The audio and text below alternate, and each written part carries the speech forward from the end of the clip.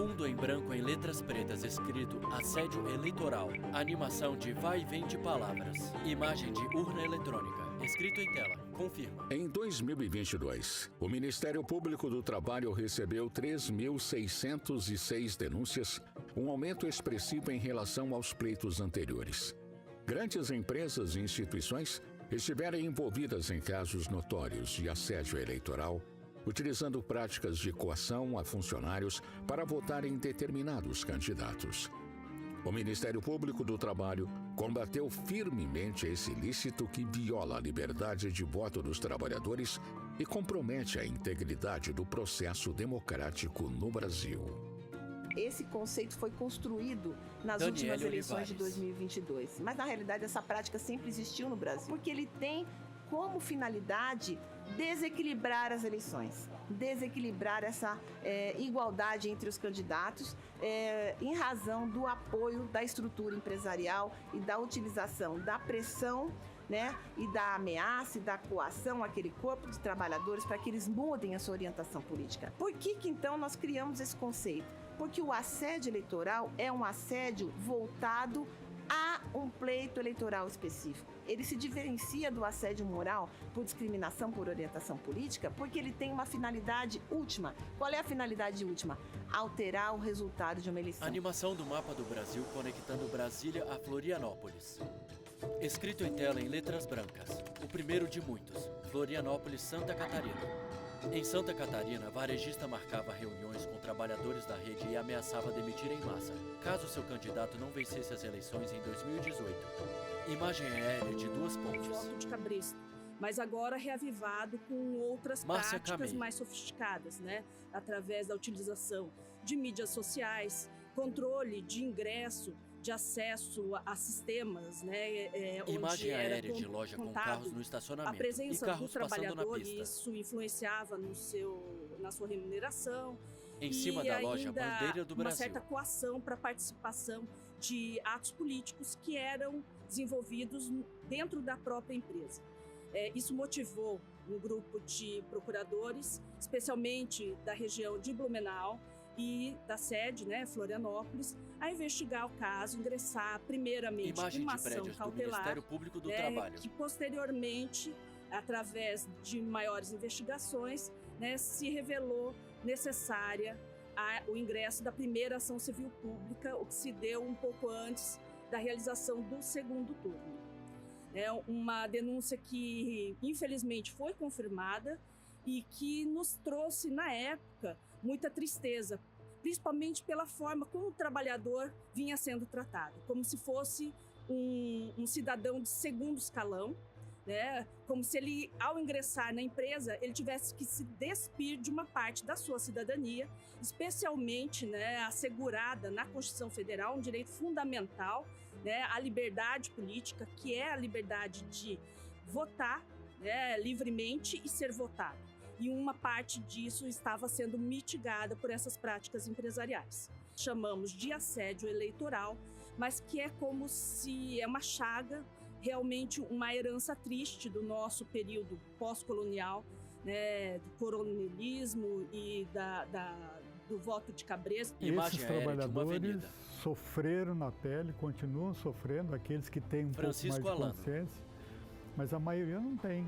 Adere, né, esse tipo de pressão patronal e acha que, até porque a ameaça era, se votarem, se o meu candidato não se eleger, a minha empresa vai fechar e vocês vão perder 30 mil empregos aqui em Santa Catarina e a nível nacional.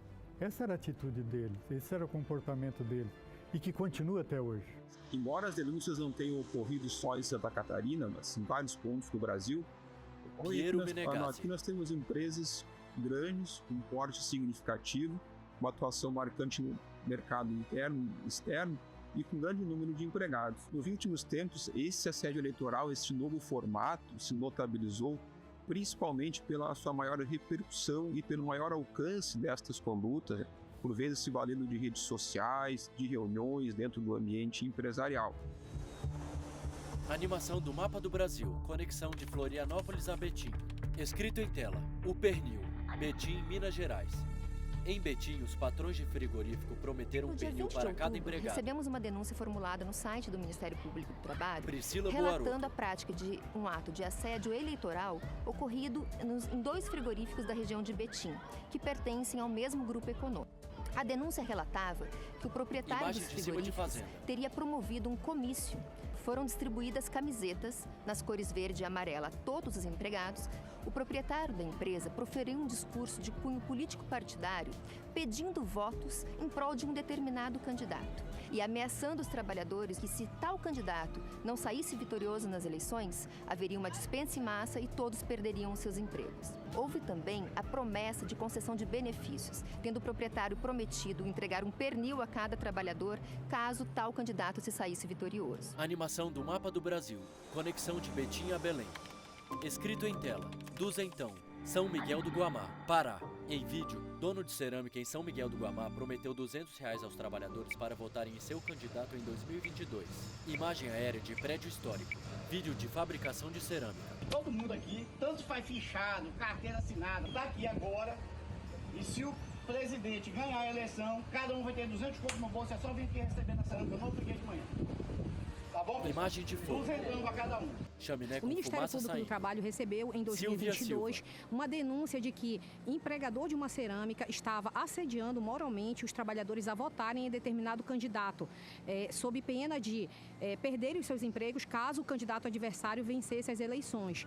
Ainda prometeu R$200 para pagamento caso o candidato, que era o seu candidato de preferência, ganhasse as eleições. O Ministério Público realizou a inspeção em loco e constatou e confirmou a denúncia.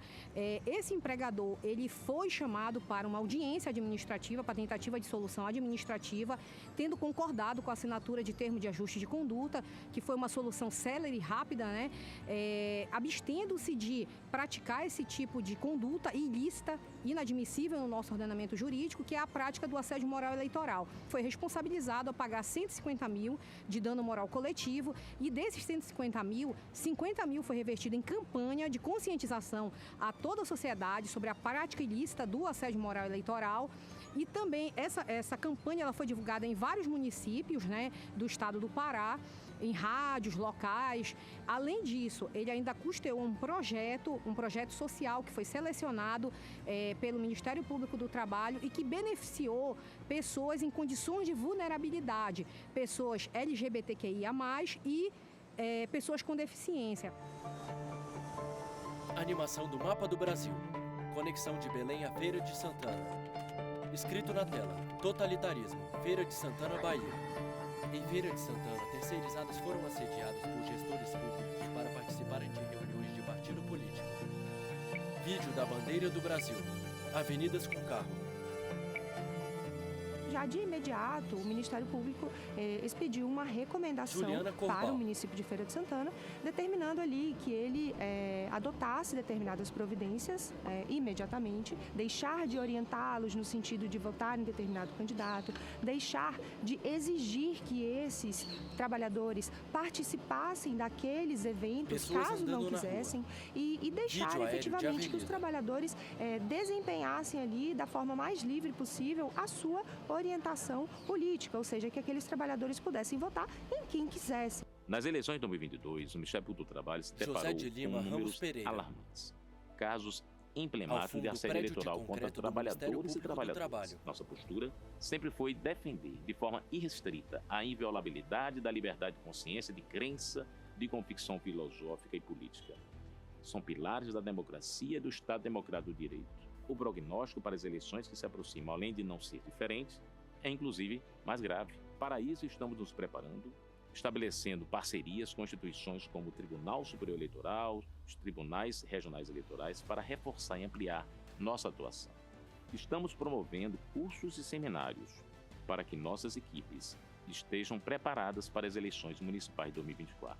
Além do combate aos casos concretos de assédio eleitoral, nosso país precisa entender e mudar a questão estrutural que envolve esse problema, que permeia a história da nossa República.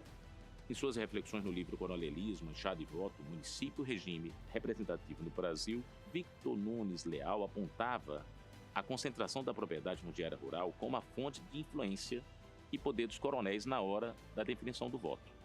Se hoje a figura do coronel já não existe como no passado, a mesma concentração de renda e propriedade dos meios de produção aliadas a um mercado de trabalho competitivo e com vagas escassas permanecem como fatores definidores para a realização de pressão, constrangimento para a definição do voto de trabalhadores e trabalhadoras. Na administração pública, o assédio eleitoral, ele macula, ele atinge o meio ambiente de trabalho. E ele se manifesta em relação à vítima de acordo com a precariedade desse vínculo. Por exemplo, em relação aos servidores concursados, cujo vínculo não é considerado precário, geralmente a ameaça diz respeito à transferência desse trabalhador para outra localidade, ou a transferência de plantões, né, a condições de trabalho mais gravosas para o servidor estatutário concursado. Já os comissionados, os terceirizados, estagiários, as outras pessoas, os outros trabalhadores que têm vínculos de natureza um pouco mais precária, como os comissionados, por exemplo, a ameaça é mais direta em relação à perda do contrato de trabalho, né? Uma outra ameaça que nos parece que é muito comum é a perda do contrato da empresa em relação ao ente público. Então, os trabalhadores terceirizados, por exemplo, eles ficam temerosos de perder os seus vínculos de emprego e acabam sendo assediados para votar no candidato indicado, a participar de campanhas, de churrascos, enfim, isso também é muito comum. Na verdade, o assédio eleitoral sempre vai envolver grupos vulneráveis porque está tratando do trabalhador, que depende do contrato de trabalho para se manter na relação de emprego. Então, toda vez que há uma intimidação, né, do empregador, utilizando a sua estrutura empresarial para forçar aquele trabalhador a mudar a sua orientação do voto, isso torna aquele trabalhador ainda mais vulnerável, porque ele depende daquela relação de trabalho para subsistir, para manter a sua família, para pagar as suas contas. E com o impedimento das empresas fazerem doações privadas para campanhas eleitorais, muitos empresários acabaram usando a sua estrutura empresarial para apoiar candidatos. E isso foi um diferencial nessas eleições. Quando o empresário ele passa a intimidar esses trabalhadores com condutas como a obrigatoriedade de usar uniformes alusivos à candidatura de determinado candidato, ele passa a fazer reuniões com esses trabalhadores, colocando a orientação política do empresário como se fosse a orientação certa para aquela votação, exigindo ou ameaçando de forma direta ou indireta a perda daquela relação de trabalho, a perda do contrato de trabalho. Caso o candidato da sua preferência não ganhe a eleição, isso é configurado assédio eleitoral. Quando ele impede, por exemplo, que aquele trabalhador saia daquele local de trabalho no dia da eleição, porque ele entende que aquele trabalhador talvez tenha uma orientação política diferente da dele, isso é assédio eleitoral. Pode fazer, inclusive, a denúncia anônima ao Ministério Público do Trabalho. Mas é importante que, quando o trabalhador faça essa denúncia, ele coloque o maior número de detalhes possíveis, descreva detalhadamente a todos os fatos que ocorreram com ele ou com seus colegas e procure evidenciar as provas com as quais pode ser evidenciado esses fatos. É muito importante que o trabalhador faça essa descrição detalhada do que ocorreu, quem estava lá, indicando possíveis testemunhas, gravações, o que ele tiver de material para auxiliar o Ministério Público na investigação, na rapidez da investigação e na adequada resposta do Poder Judiciário e do Ministério Público quanto a essa prática. A garantia de que os trabalhadores podem ter as suas convicções político-partidárias sem interferências do empregador, pois o empregador ele possui o poder diretivo, mas ele não pode interferir nessa seara da intimidade do trabalhador, obrigando-o a votar ou deixar de votar em determinado candidato. A atuação do Ministério Público do Trabalho e a resposta do Judiciário neste caso deixam claro que os órgãos públicos não irão tolerar e nem chancelar a prática de atos de assédio eleitoral, garantindo assim a soberania do povo e o exercício da cidadania, uma vez que o exercício do voto livre é um dos direitos fundamentais dos cidadãos. É muito importante que as pessoas tenham em mente isso, tanto os entes públicos como privados que o voto pertence ao trabalhador. Esse poder que o empregador tem diretivo no contrato de trabalho, ele está sempre limitado à observância dos direitos fundamentais do cidadão. E um dos direitos fundamentais do cidadão é o direito ao voto livre, direto e secreto, que tem que ser respeitado. Vídeo de urna eletrônica com o dedo clicando no 9, 2 e confirma. Escrito em tela. Realização: Ministério Público do Trabalho. Produção: Filma Vídeo.